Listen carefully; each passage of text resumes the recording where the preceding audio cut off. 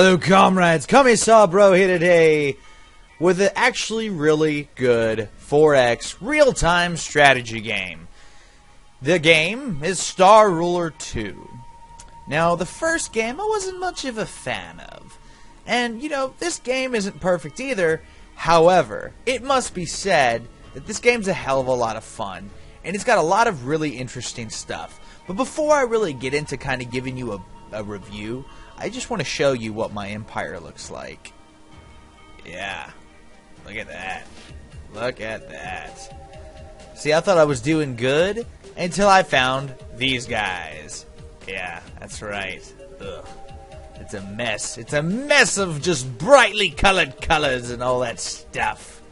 But that's not really important now, is it? What is important, I guess, is getting to the basics of what this game is, giving you a brief overview as best as I can. So, to start out, basically you've got one planet, and in this case, I don't remember specifically what my one planet is, but for the sake of ease, I'm going to say it was this planet, Jubilee. Basically, you can build buildings. You know, if you go here, you see we've got Mega Farm, Hydro Generator. Every building has a different capability and thing that it does, so on. And you can build orbital shipyards and supply depots and whatnot, blah, blah, blah. Ships as well, battleships, heavy carriers, dreadnoughts, and so on. And like I said, you can see here that you can actually build those buildings. Again, as I said, every building has like a specific thing that it can do. Like these buildings, for example, build unexportable food resources for the planet to provide for the planet. So, let me explain real quick exactly like how the resources work in this game. Normally, you have a pool of resources that you can basically, you know, you use and you stockpile, so on and so forth. Which, as you can see up here, these are sort of like that mentality, that idea. Money. This one is like influence. Basically, it lets you go pick diplomatic options and so on.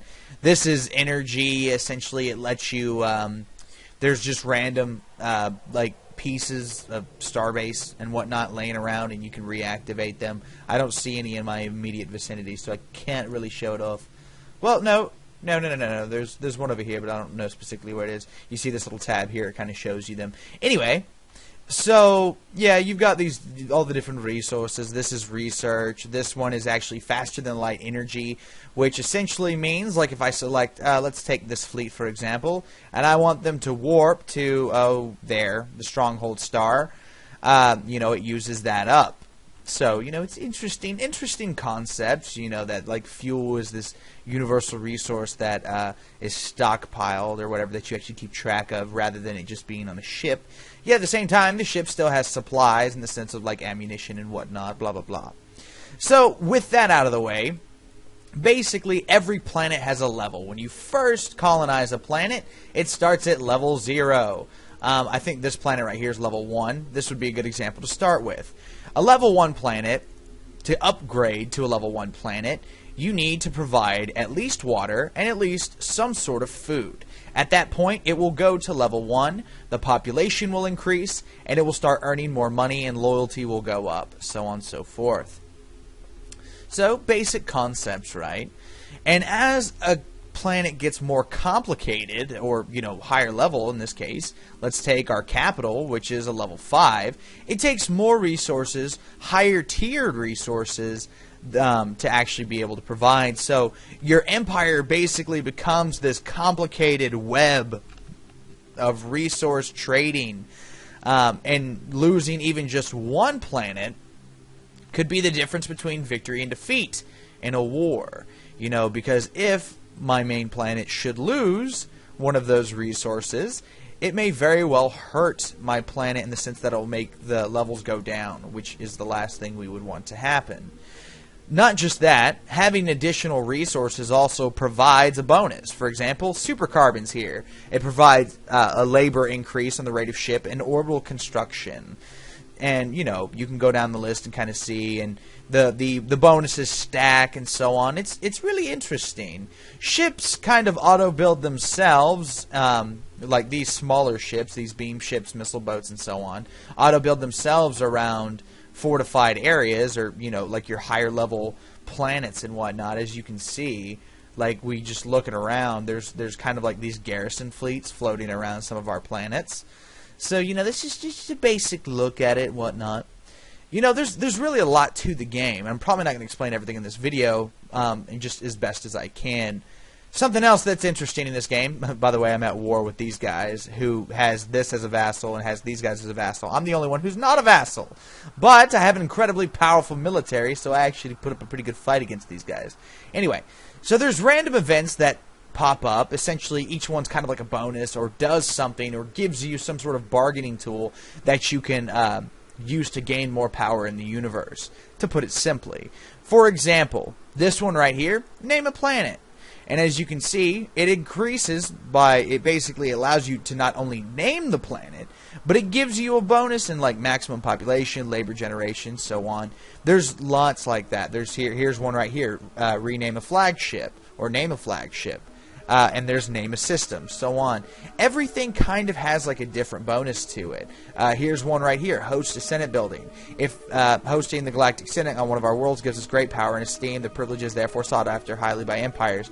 And essentially you would have to be voted in to actually get that Senate building. So it would actually turn into kind of like a tug of war of sorts between the major powers in the game on who would get it. If they vote against you and you lose, there's some sort of negative effect, generally with the winning side actually getting more of these little cards and so on. You can actually just buy these cards with influence. I'm so rich with influence now that pretty much I can stockpile whatever I want, and it's not much of a concern. On to the next screen. Here we have research. Now this is probably my least favorite thing about the game. I feel like there's not a lot of research options. Like, of course, it looks like there's a shit ton, but when you actually kind of zoom in and start realizing that, click, oh, reduces the supply use of all support ships' weapons by 20%. Alright, well that's not bad, right? Well, resupply 2 increases the rate at which flagships regain supply by 40%. Okay, well that's not bad. But then we kind of look down and you see that a lot of them are basically just passive buffs. A lot of them don't add any new materials or, you know, like games like Sword of the Stars where you can have all these different types of weapons. You pretty much have most of the weapons right off the bat. Don't get me wrong, there's still a few that you can get. And I'm not really going to sit here and look through until I can find one. There you go, a muon cannon, for example, muon cannon. That's something you can research, and as you can see, it has the pros and cons of that particular weapon right there. Now, that brings us to our next point. Designs. You can actually design your own ships in this game. I'm not much of a designer myself, so I'll just click on this and kind of show you. As you see, various parts of the ship have been basically quartered off, I'll say, for various things. In this sense, this is the thrusting area basically for engines and whatnot. Right here, there's plate armor in the middle. This is the crew deck. And this right here is like all the area that powers the railgun on the front of the ship. And then we see little bits of armor plating here and there. So, you know, it's not as in-depth as other games, or even games like, you know, Star Drive 2, which is, or Galactic Civilizations, which are both really good examples of in-depth kind of shipbuilding, but it gets the job done, and it's pretty straightforward. It's confusing at first, but once you start to get it, it's like, okay, well, this makes sense. And like I said, you can see that, you know, there's a lot of different modules and whatnot, and even just looking here on the left, there's plenty of stuff to really go through that kind of, you know, really makes it stand out, I suppose. I mean, it's not bad. It's interesting. I prefer to just go with the basic stuff because I'm not a very creative individual myself. So yeah. That's basically a brief overview of this game. I mean, there might be more things I could say about it, but truly there's not. I think what's more interesting to see right now is the fact that, oh, I'm at war with, you know, 75% of the galaxy, which sucks, but I'll just have to survive now, won't I? Anyway, this has been Commissar, bro. Thank you so much for watching. I hope you've at least find this mildly entertaining, interesting, or whatnot have you. If you have any questions, or, you know, if you would actually like to see a series of this, you know, let me know, and we could always start a brand new one and go at it like that. As you can see, my little guys are warping right now. That's why they're moving so fast. But anyway, yeah, if you'd like to see that, comment and all that stuff, let me know. You let me know. I respond to just about every comment I find. So, it's something I think would be interesting. I think, this is one of those games that people could enjoy. It's simplistic enough. And even then, I could further show details of, like, a lot of the stuff that I'm talking about. But anyway, this has been Commissar Bro, and I will see you next time.